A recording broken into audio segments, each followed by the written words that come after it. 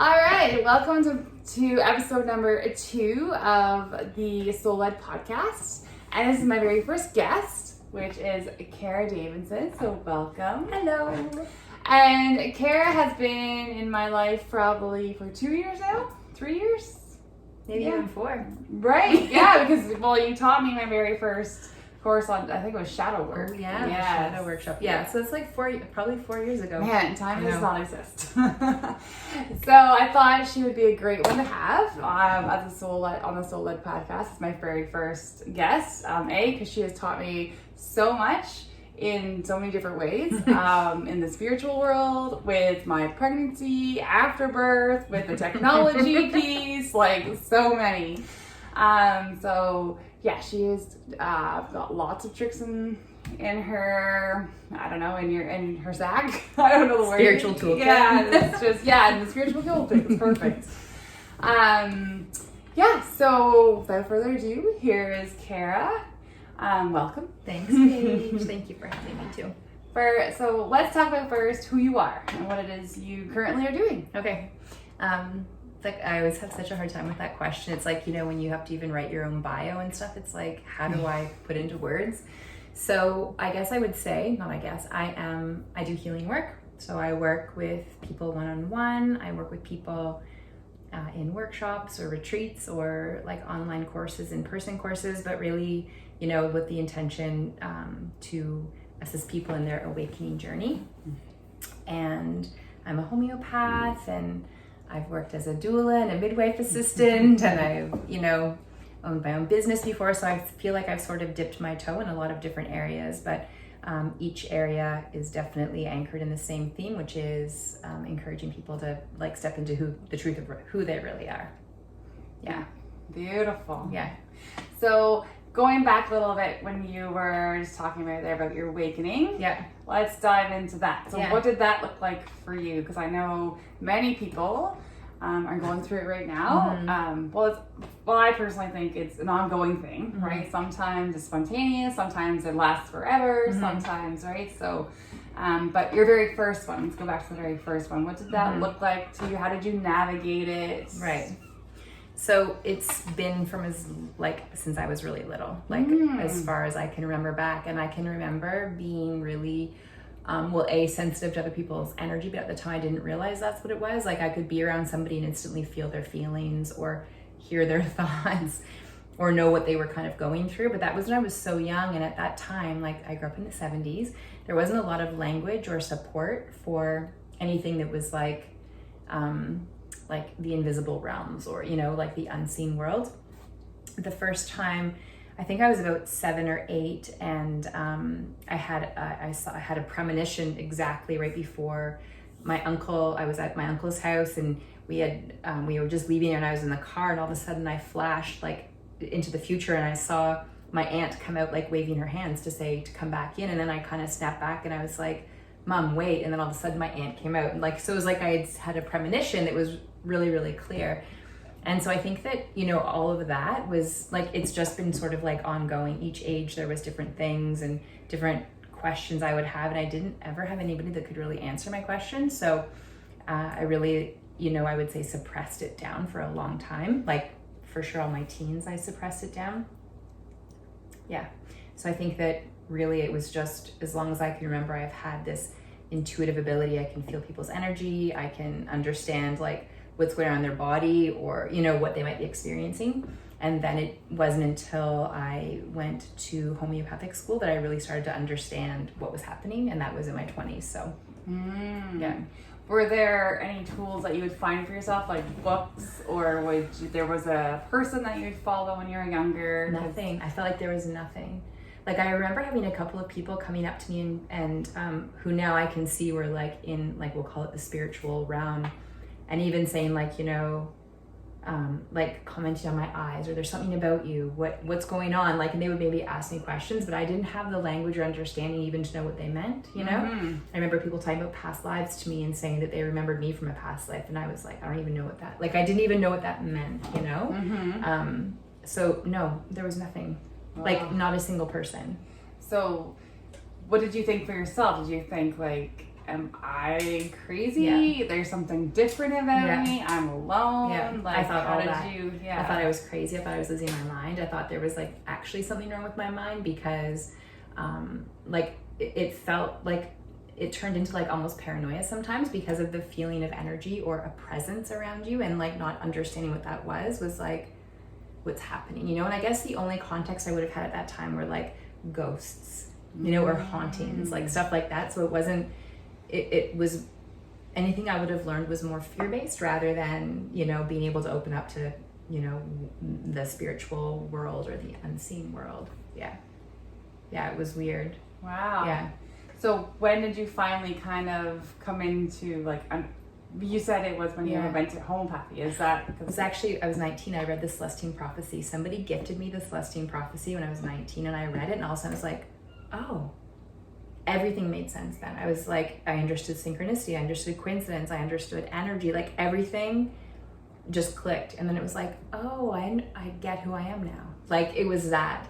But I didn't know anybody else who had read the book at the time. So I was still on my own in essence, but at least I had this like understanding of there are others out there. Exactly. That I wasn't like I shouldn't be medicated, kind of that kind of thing. Yeah. So when did you feel like, because we were very conditioned, right? Yeah. For a very young age. So how were you able to navigate that? Because I know having this awakening for myself, you start to realize like you can't follow that path that everybody is conditioning and pushing you on or forcing you on. So how are you able to like, so after high school, did you go into college like we were pushed? And I wasn't, it was like, it wasn't so much pushing from my parents, but it was more of like what was expected, right? You know? And at that time it was like, well, that's what you do. And so I went to college for a year. It was like not my thing. I left, I took a year off, and then I was like, oh, I'll go to university. Went there for a year. It wasn't my thing. Like I just didn't fit in anywhere. And I think that was really confusing for me, but it was also probably really confusing for my parents because I feel like I might have been misunderstood a lot growing up. And so I think that, you know, when I wasn't like the person that just like did X, Y, Z, like you're supposed to, when I kept like seeking, essentially is what it was, that, so I tried that route, and it's like that feeling of, it's like, to me, it's like soul suffocating. Like, it's like, it takes all your light or your energy. It was like, just not me. And you're not in it. Not in it. Yeah. So, and we were having this discussion before, like with my podcast before, and I was like talking about it with myself too. Like I did my tail into this, and then I dipped it into that, and I know I even drive my husband crazy because he's like, "Oh my God, can you just stick to one thing?" And I'm like, but I can't, right? And I know that you are very much like that too. So, did you get a lot of pushback from that? Where, like, what are your thoughts about that? Like, how do you feel? Do you feel like that makes sense to you, or were you lost of like, oh my God, why can I not pick one thing too? Or I can go through that, and I still can sometimes. Of like, wow, it would probably be a lot easier if I had like one job or one career. I always think that too, but then like I've tried that, and the same thing. It was like I'm dying inside. Literally is what it feels like. I remember my dad one time saying, because like my dad is like such a big worker and had like the same business for like 30 or 40 years. And I remember him being like, why can't you pick one thing? And I was like, I don't know. Like it just doesn't work that way, you know? And so it's like trying this, and then that leads you to another thing that you want to learn. It was like, I feel like I have this like insatiable, like, I just want to learn whatever I can, especially in this realm, like, you know? And then once you start, you want to go down that rabbit hole. There's more and more and more and more. And I can see now where I am, how everything that I did, you know, pursue, I mean, it's all connected. And I think that, you know, like, I feel like, you know, part of my role or journey here, like, is like to break down the systems, you know? So it's like, of course, I'm not going to take a conventional route because it's just not who I am as a person. So, I mean, I could do that, but then I feel like I would be sacrificing my own, like, journey or mission, or like why I'm here. Like, it wouldn't be. It sounds like, it's not like you didn't try. Yeah, I tried. Right? Yeah. It's not like you're like just close-minded at all. Like you were open to it, but you just it just doesn't. It's just not me, and it still isn't. You know, it's the thing. Like anything conventional actually just does. And sometimes I'm like, man, it'd probably be really easy if I could just be like other people that, you know, went to university, found their boyfriend, got married, had children, got their career, like whatever it is, you know, and it's like, and it was like the steps A through Z, and it's just never been who I am. So yeah, no, I think that all the time too about, well, just the whole like sticking to one thing, or like you even hear these different podcasts or books that say like you stick to your thing and then you build it and build it and build it and really stick to it, and then part of me is like, oh, if that was it, maybe how who knows how big it would be, right? But it just doesn't think it work works that way. No. And I think like the truth is too, like we're so multidimensional as humans, and that means that there are so many aspects of us that have different desires, and like we're so multifaceted that if we ignore certain aspects of who we are, then I feel like we become off kilter, you know? So I think it's really important to honor all the different parts. And like for me, you know, like to support women with childbirth, like that was a beautiful time. And like, it's still the same thing. Like it's still empowering women to stand into their truth, whether it's like helping you with a baby or helping you step into your business or helping you, you know, whatever it is, it's all the same theme, which is like stepping into your truth. That's it, you know? But obviously that's going to show up in a multitude of ways for everybody. It's not just one way. No. Yeah. No. Well, and yeah, because there's multiple things that like, oh, try these 10 steps and you'll be here. It is just, it doesn't. It's more like the 1,000 steps. Yeah, you know, just like the life, right? The spiral is still the same kind of thing. Yeah. Yeah. Very cool. So what are you working on right now that has led you like soul? So basically you're living your soul-led life, right? Like every day you're kind of like listening to those nudges, those intuitions to guide you in the right direction. So where is it guiding you now? Right now, I'm really thankful that everything is like opening up again, especially for the work we do, because you need to be in person for a lot of the work. So right now, I have 2 retreats coming up, which I'm really excited about. There's one in Sedona in November, which is going to be great. And then another one the first week of February in Mexico. And both for women, same thing, stepping into your power, your truth. A little bit, each one will have a little bit of a different flair, because the Mexico one is very like yoga, meditation, plant medicine kind of like experience. And the Sedona one is with Brittany. So it'll be more galactic and more, you know, connecting to the vortexes, and lots of ceremony there as well. But so those are the big things on the horizon. And then really, you know, starting to accept more one-on-one clients too for energy work and homeopathy. So I've just said yes to an office space here in Meaford at the Apothecary. So I'm seeing, which is going to be great. So I'll be working like, you know, more intensely energy sessions and with people one-on-one, which I really, really love that too. So very cool. Yeah. Awesome. Yeah. So cool. Yep. What was I gonna ask? No, I'm forgetting my questions. That's okay. You can answer this part, right? Or not, just leave it because it's natural. That's true. Yeah. That's very true. So was there one area that specifically you've like always come back to? One area that I've always come back to. Well, it feels all the same to me. I mean, I guess the one area that I haven't, you know, necessarily done as full-time as I did at one point is like, you know, childbirth and supporting women. But I suspect that's just mostly because my daughter's like 18 now. So it's not as like present in my world either. Right.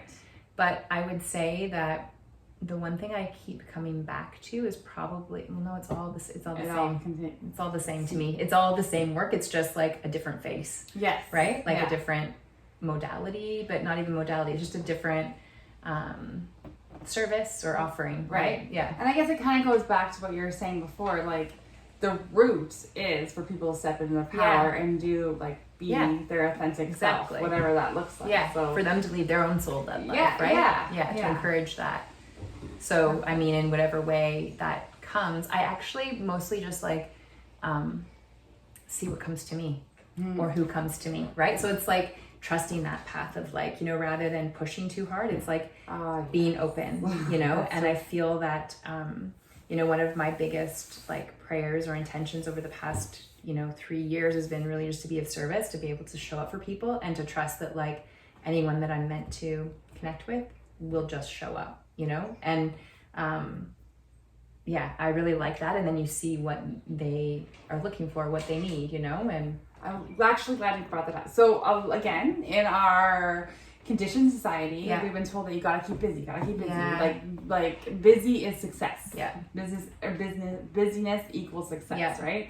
And when you're just saying like you wait to see what comes to you, how do you navigate that piece? Like, but you've been kind of living this life for a while, but for those people who are new to it, I know so many people, myself too, right? Like if it's not like happening like this, I'm like, oh, well, I failed. Like, oh, I gotta get on to something else. So obviously that didn't work. Well, and I can definitely relate to that, and that's probably why I have tried so many different things, but I feel that it always works out. It always does. And if it feels like you're trying something and it isn't like going where you want it to, then maybe it's just not the time. Right. So maybe you just like pivot and do the next thing, but knowing that like it's still there, and then the person who might need that modality. So do you believe it came to you because exactly for a reason, but maybe just not you're just not yet. Learn about it now, but you don't need it just yet. You think that? Okay. Yeah, because you know at the beginning of COVID, I had this like huge inspiration and like I guess you can call it a download to make all this like ascension medicine. So I made like 12 homeopathic radionic medicine with meditations. Like it was big and it's like powerful medicine. And it kind of like, I mean, I had people for sure that did it, but it wasn't quite what I thought. And I think it's just a little ahead of its time. You know what I mean? Like it's there and it's all there ready. Right. It's just a little ahead of its time because it does require like deep work. And I think that a lot of people now are finally ready to like step into that. But so I think it's just patience and trusting that like anything that we learn and bring in for our own tool belt for one thing is going to benefit ourselves like immensely, our families immensely, and then our community, whoever shows up, they just get to be able to experience that. Beautiful. So that kind of leads me into my next question. So you were like, oh, it keeps leaving me. It comes and it goes. It's okay. It comes so fast. I'm like, that's it. And then while I'm listening, it like trickles out. It's okay. So, what was it? When you were talking about, so a lot of people who are going through this awakening are saying like, okay, what I was doing is no longer serving me. But now what? Right. Like, what am I supposed to be doing now? So how do you know that? How did you get from, okay, so it's homeopathic. Oh, okay, so now it's doula. Oh, okay, now I need to dive into the Reiki. Oh, now I need to help people, the feminine, come back, lift, divine feminine come back, right? Like, how did you know what your next one was going to be? Right. We always know. We just don't listen. So what, do you have any, I think, like tools to help those who are like, I don't know what's next. I know I'm supposed to be doing something else, but I don't know what that looks like. I know there's a lot of that right now. And I think that that's the time when it's like you're being called to get quiet and come within, because all those answers are in your cells. They're in you. They're in your, like it's in your imprint. And I think that that's the, not trick, but that's the sweet spot is when we realize that like, I don't have your answers for you. Yes. I don't have anybody's answers. I can help guide you there, which my guidance would be like, what's your daily practice? How often do you sit and like meditate and listen?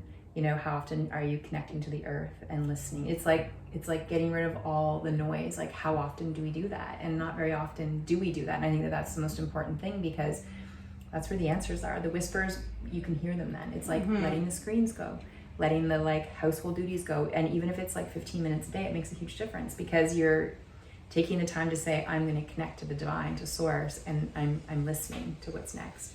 And then actually taking action. And then you grab with action. Yeah, because showing like I'm in. Serious about this. Yeah, like, exactly. Like, even if it's baby steps, like, right? Like I think it always has to be baby steps, because I think that if you do a big leap, then you're going to like it'd be like you're going to come back again. Like it's because that's how we embody it, right? Is like taking our time, because we have to embody it ourselves along the way. Yeah. So you're kind of saying you ask yourself, do you journal, do you just like inside internally asking it, or like asking the trees, or asking anything anything like that? Yep. It's like just being willing. it's asking the question, being willing to hear the answer, and knowing that answer could come from anything or any person. It could be a person you meet up in the grocery store and they could say a certain word and it like tweaks you, you know, or like something happens, or it could be outside and like an animal or a bird comes by and it's like, oh, I wonder what that symbol, like it's accepting that we're part of everything and knowing that answers come in every shape or form, right? It could be a spider crawling on you and you're like, oh, I wonder what the spiritual significance of a spider is. And it's like, oh, creativity, you know, like maybe I'm being called to be more creative or whatever it is. So I think it's knowing that we're all one and connected. And right. And it's just not this answer that's going to be handed to you in a silver platter, like clear as day, like, oh, no, with the steps. Yeah. And then, well, and we're, again, our condition, right? Like, even in schooling, we're like, this is step A, this is step B, this is step, and then you're going to have the end result. And then you're going to be marked on that end result, right? And I know. So I think that it's, like, important to realize that it's, like, a never-ending process, too, right? And that it's always about getting to know ourselves. Right. And that's it. And what about fear? So there's always fear that comes with that. There's many fears, right? There's fears of it not working out, fear that you made the wrong decision, fear of the money. Like, we live in this world where we have to have money to have food in our belly and money to have a roof over. So how do you, I'm sure you had those fears creep in, still come up. How do you navigate that? What would you kind of, how do you navigate that? So all those fears are based in our security, right? All of them are based like on the lower chakras, we'll call them, like our fight or flight and, you know, like needing to feel supported. So I think it's like being aware when they come up and being willing to look at it and remembering that like, that it doesn't mean it's real, you know? And you're right, like, because I've gone through those things before too. It's like, well, yeah, great. People say like, don't worry about the money, it always comes. And it's like, well, easy for you to say, like, you maybe have more money than I do, you know, but then I get into a story and then I could create something. It's like, actually, it does always come when it's meant to, whether that means like, however it works, but it is a big leap. It's like leaping into the void because you're ultimately giving up all the trust and, you know, knowing that you're supported no matter what, which we all are. But it definitely goes against everything we've been taught or shown along the way, you know? Yeah. But yeah, I think that's the thing. And it's like, Marianne Williamson talks about like divine compensation, you know? And so it's like just knowing that like, you know, when we show up in service to people, like, you know, authentically from the heart, not like to make money and get rich, you know? I mean, money's great, but I mean, when we really show up authentically, like, then we're also, people are going to show up for us authentically. So it always, I feel like it works out. Yeah. And I think, so thank you for like admitting that you still have that fear. Because it's great to know that like you've been in this since a child. Yeah.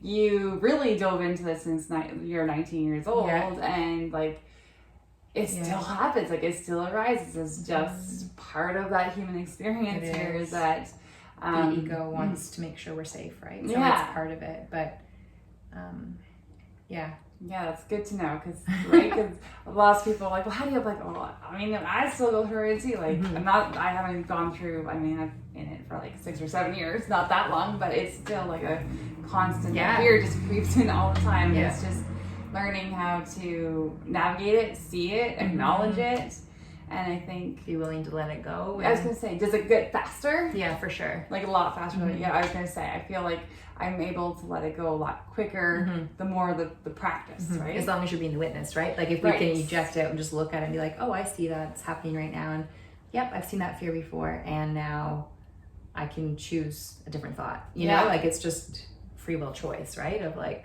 deciding to play into it, which I mean, I still do. I could like get really deep into it and like freak out for a few days. Depends on the emotion that you're going through or what's going on. So much. Sometimes you can get really deep into it, and then some days you do that. You do the acknowledging, the like, okay, I see that, okay, like, and I'm gonna pick something else. But I mean, that's I think the thing of like the human journey is like, I mean, it's just a process, and of course we're gonna have dips. Like we're here learning how to navigate all of that, you know. So.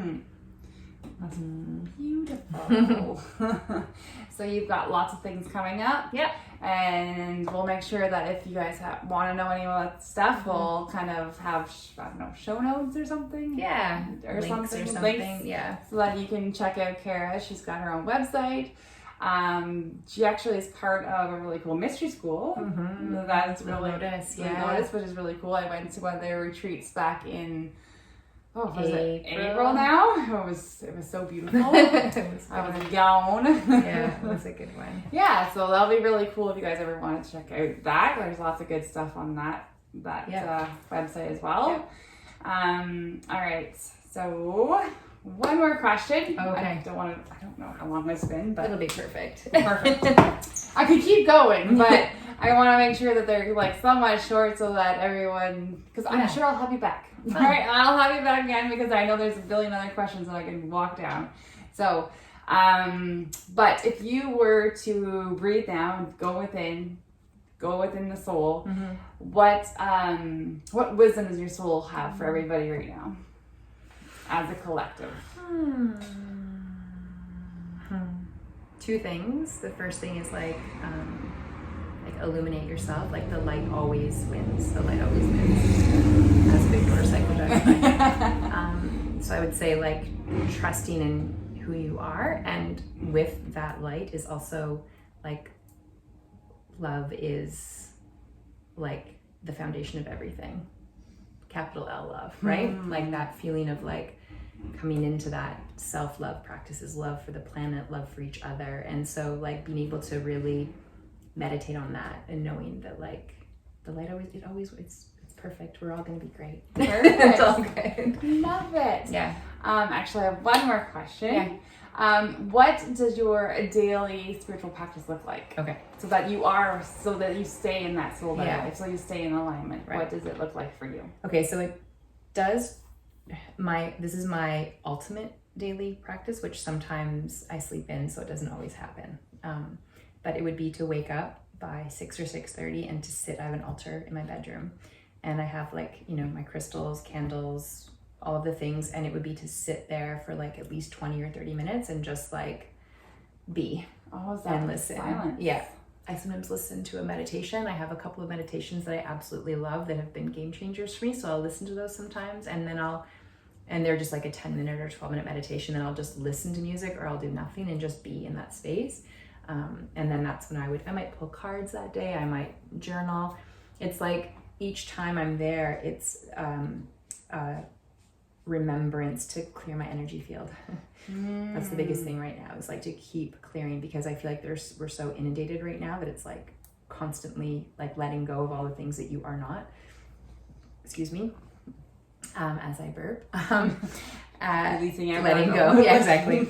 And so that would be it, is like starting my day like that. And then also, and then at night I have a special like sleep invocation prayer that I always recite, so I can get back into that energy space and like from the morning and like be in that frequency before I go to sleep, so that I can like, be in a certain dream state or do healing or whatever through the night. So those are the two things. Start my day and end my day in that frequency which is like the unity, like the 12th dimensional frequency, the unity consciousness, Christ consciousness. That's how I start and finish my day. Wow. And then whatever happens in between, I mean, if I think of, going for a hike in the woods, or if I'm reading a certain book, like all of that's a bonus, but that's beautiful. I love how you start it and right? Yeah, and then whatever happens in between, it's like, then, you have a chance to clear it and look at it and all of that. But, sometimes some days I don't do it, and that's okay too. But I always feel way better if I remember to do it, or if I like just take the time to sit down. Yeah. Oh, that's beautiful. Thanks for sharing your practice. My pleasure. And if anybody else wants to try and adapt that, because I think that's really like, I have the meditations. Really if anybody wants to, I'm happy to send them links to it. Oh, thank you. That'd be awesome. Yeah. So do you do this before anything else? Yep. Like I find as soon as I get up. Right? Before you go to that phone, before you turn on that radio, before you do any of that. Then my altar's like in my room, so it's like I get up out of bed, I sit, I light my candles, I do my Palo, I have a process, I have a Ganesh altar, I give him water, I do like this whole thing, and then I just like sit in that space. Yeah. I like that, because then you're not distracted by anything. It literally is just you, your energy, and your guides or your angels, whoever you're tuning into, or Ganesh or whoever, sitting at your altar. That's so beautiful. Love that. Awesome. Thanks, Paige. All right. Well, thank you, Kara, for being the very first guest, and thanks for explaining all this stuff. But like I said, there's a few other questions I would love to ask. but Yeah. we will connect another Anytime. time and have you back again to Fun. dive into, because Kara's really good too at connecting to energy as a collective, and I would love to dive into that, because that's one thing you and our friend Brittany are really good about. I'm like, how do you guys do that? Like, I don't know how you do that. So I'd love for her to kind of explain that one day too. So The human barometer. yeah. So Yeah, which that would be probably fun. has its pros and its cons, I'm sure. Yes, like everything. Right? So it'd be really cool to dive into that one day Yeah, too. that'd be fun. So, yeah. So, Okay. all right. Thank Thank you.